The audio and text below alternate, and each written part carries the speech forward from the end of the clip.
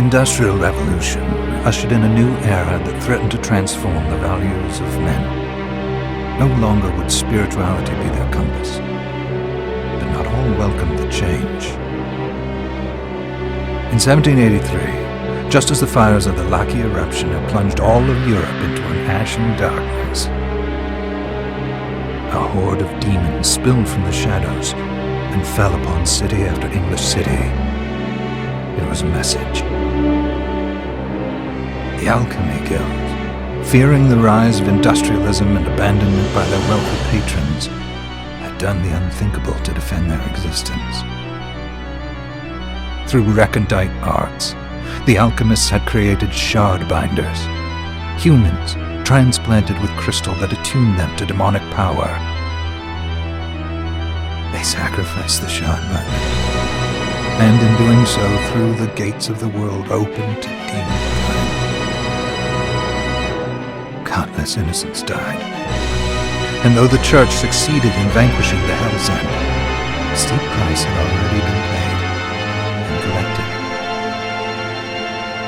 As for the shard binders, they were presumed to have all died in the sacrificial rite. However, two survived. Jebel, a boy for whom by some miracle the rite did not prove fatal. And Miriam, a girl who was spared the rite altogether on account of the strange slumber that took her just before it could begin. 10 years have passed. Mankind too soon forgets tragedy. The demons have returned, presaged by a great castle.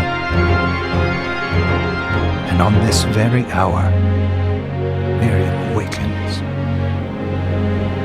Upon learning Jebel is the architect of this new, bloodstained ritual, Miriam and the alchemist Johannes set forth for the accursed castle. Their galleon cuts through the water, lancing towards the inevitable.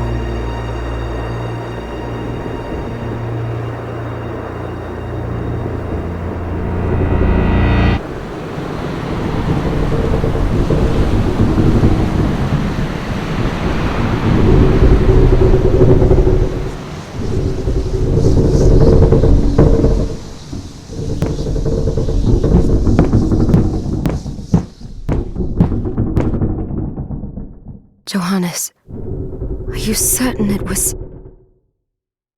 It was Jebel's doing, Miriam. No mistake. It's so hard to believe. I wouldn't even be alive if not for him. He's a good soul. I know how you feel.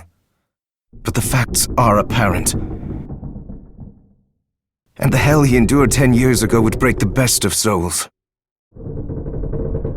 Miriam, I want you to know that I'm sorry. What my brothers subjected you to, there's no forgiving it.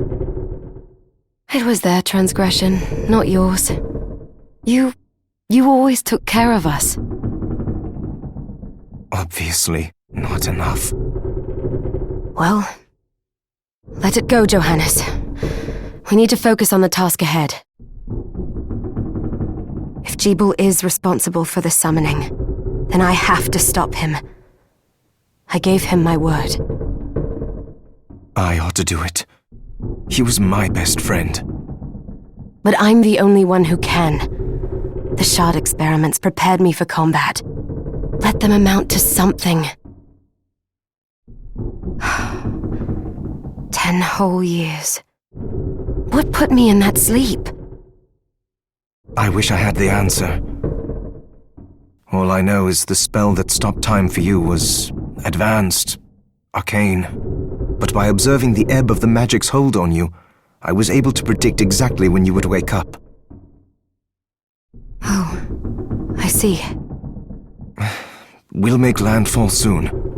You should get ready. I had the chest there packed with essential equipment. Now would be a good time to put it on.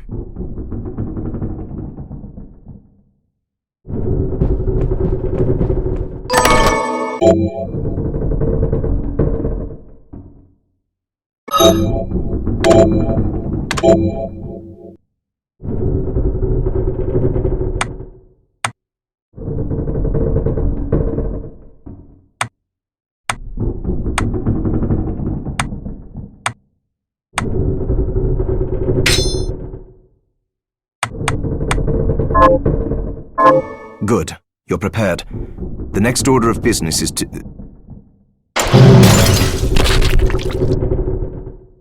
I'll take care of it.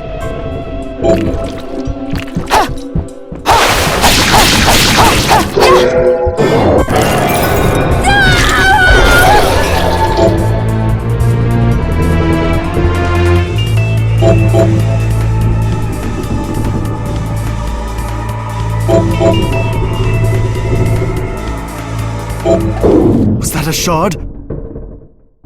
I'd forgotten the way it felt. Like uninvited claws scraping across my bones. The demon's power was transmuted into that shard, which forcibly bonded to the crystal embedded in your body. The strength you gain from it is undeniable, but eventually, the crystal will devour you. I thought the procedure you discovered halted the corruption. It did, but that doesn't guarantee you'll be safe if you start absorbing shards in massive quantities. I know my body's limits better than anyone. And I'm going to need all the power I can get. And if I run into trouble, you can help me. You've done it before. You'll do it again. Thanks for giving me a choice in the matter. Well, I won't let you down. Not if I can help it. Just promise you won't push yourself.